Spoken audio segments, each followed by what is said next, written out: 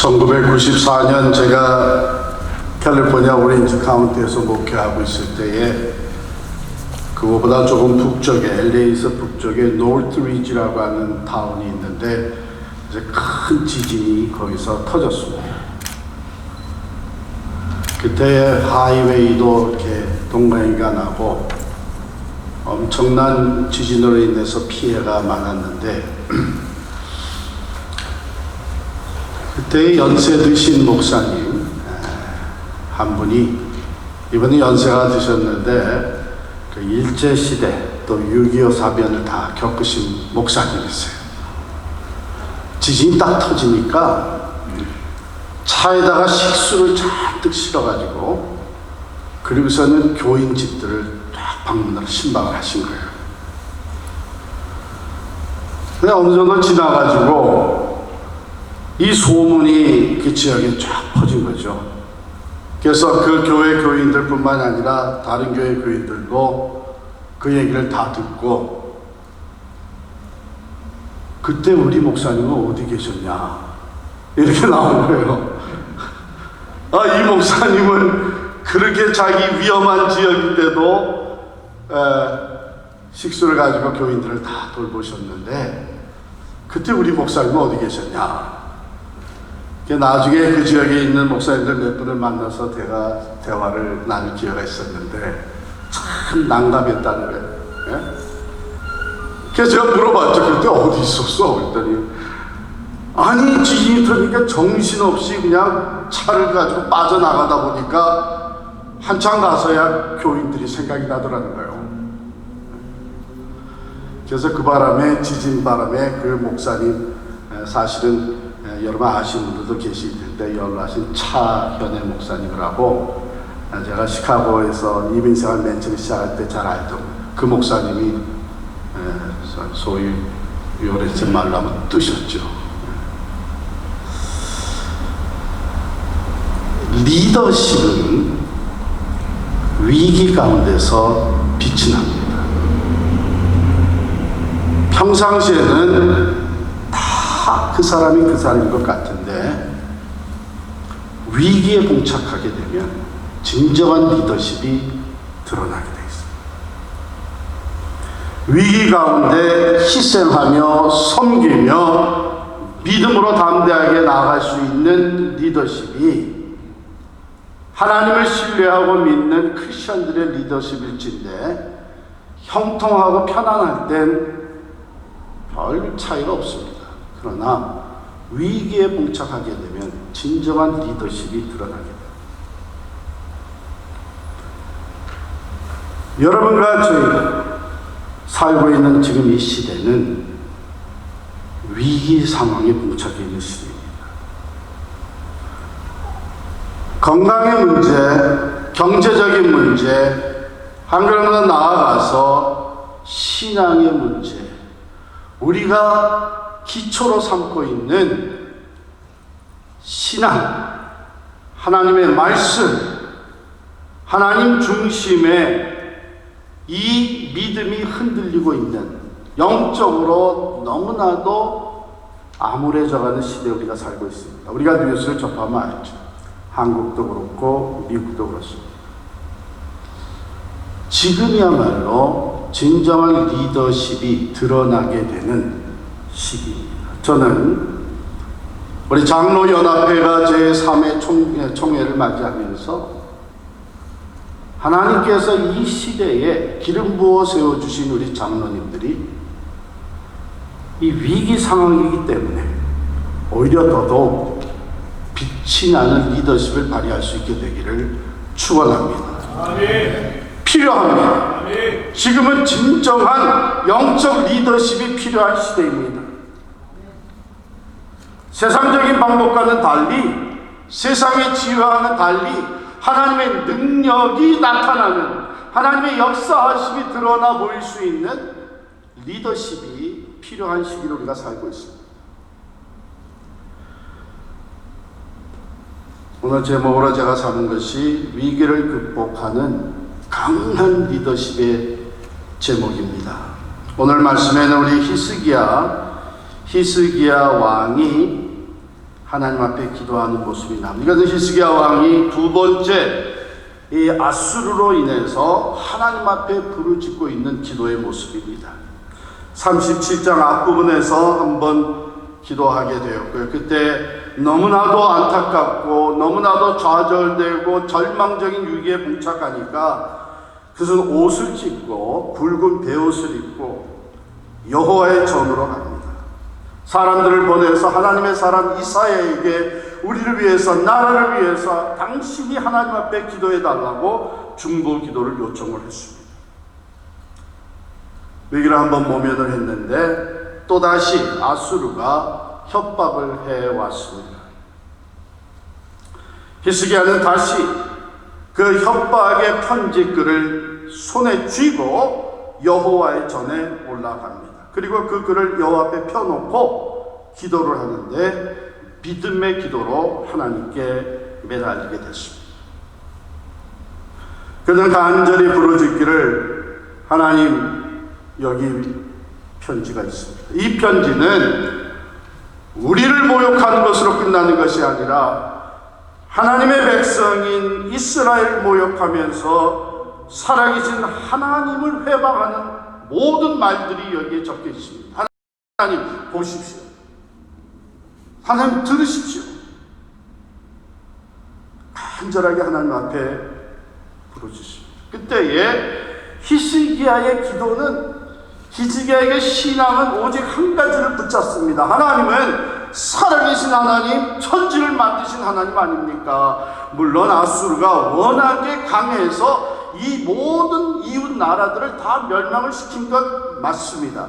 황폐하게 했습니다. 열국의 땅을 황폐하게 했는데, 그리고 그들의 신을 다 갖다가 불살랐습니다. 그러나 이 열국들이 섬기는 신과 살아계신 하나님과는 다르지 않습니까? 이 열국들이 섬긴다는 신은 다 우상이요, 손으로 만든 것들이요, 돌로 만든 것 아닙니까? 그래서 그들은 어차피 불에 태워지고 멸망을 받을 수가 없었지만 하나님은 살아계신 하나님, 유일하신 하나님 아니십니까? 이제 하나님의 살아계심을 보여주시옵소서. 천하 만국이 여호와이신 주만이 여호와이신지를 알게 하옵소서. 이 믿음 하나 가지고 하나님 앞에 매달렸습니다. 그때 하나님은 히스기야의 기도에 응답을 하셨습니다. 우리가 그 다음에 내용을 쭉 읽어보면 사네립, 아수르의 왕 사네립의 교만을 하나님께서 징벌하시기 시작하고, 그가 회방하고 하나님을 능욕하고 교만하게 하나님을 대적했던 것을 다스리시는데 30절 보게 되면 만군의 여호와의 열심히 이를 이루시리로다. 그 결과 어떻게 됐습니까? 이스라엘이요, 화살 하나도 쏘지 않고 승리를 했습니다. 화살 하나 쏘지도 않고 아수르가 물러갈 수밖에 없게 되었습니다. 여러분, 세상에 그런 능력이 어디 있습니까? 하나님께서 여호와의 사자들을 보내가지고 하루 저녁에 18만 5천 명을 쳤습니다. 그러니까 스스로 물러갈 수밖에 없게 된 거예요.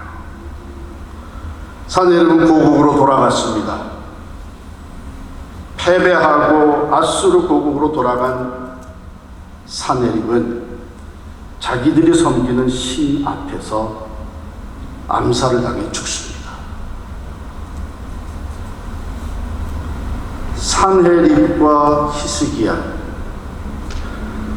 아수르와 당시의 유다 왕국을 비교하면 이거는 상대가 안 되는 겁니다.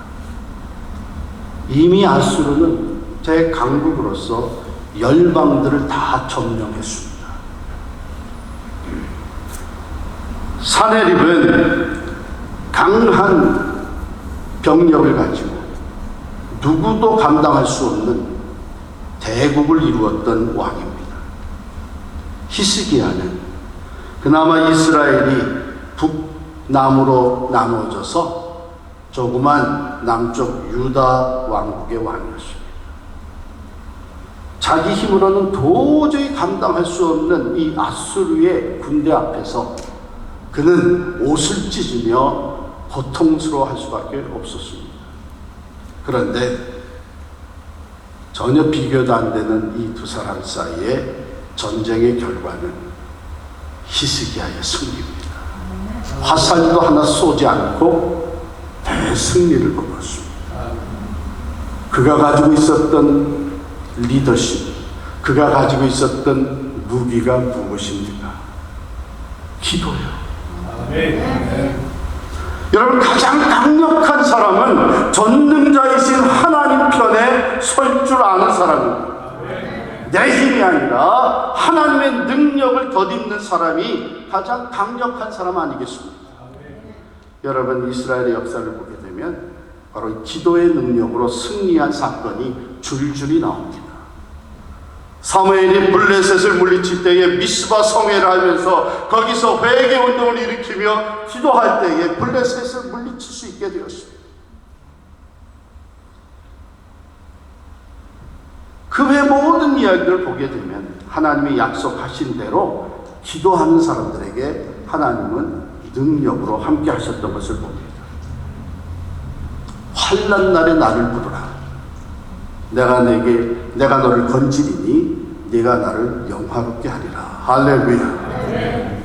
가장 강력한 리더는 전능자의 능력을 덧입는 사람입니다. 하나님의 능력이 누구와 함께합니까? 믿음으로 기도하는 사람과 함께합니다. 지금 진정한 리더십이 필요한 이 시대에 하나님이 찾고 있는 사람들이 누구입니까? 기도의 사람들을 찾고 있습니다. 히스기야와 같이 하나님 앞에 간절히 엎드려 기도하며 하나님 이것을 보십시오. 이 상황을 보십시오. 저 떠드는 소리들을 들어보십시오. 하나님을 무시하는 소리들, 하나님을 능력하는 소리들, 교회를 비난하는 소리들, 믿는 자들을 부끄럽게 하고자 하는 저 소리들 들어보십시오. 하나님 앞에 모든 것을 쏟아내면서 무릎으로 먼저 나갈 수 있는 사람들이야말로 위기 상황에 하나님이 쓰시는 위대한 지도자들입니다.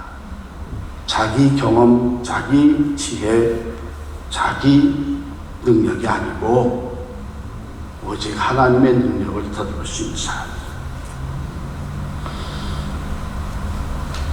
제가 수년 전에 시카고에 가서 이제 집회를 했어요.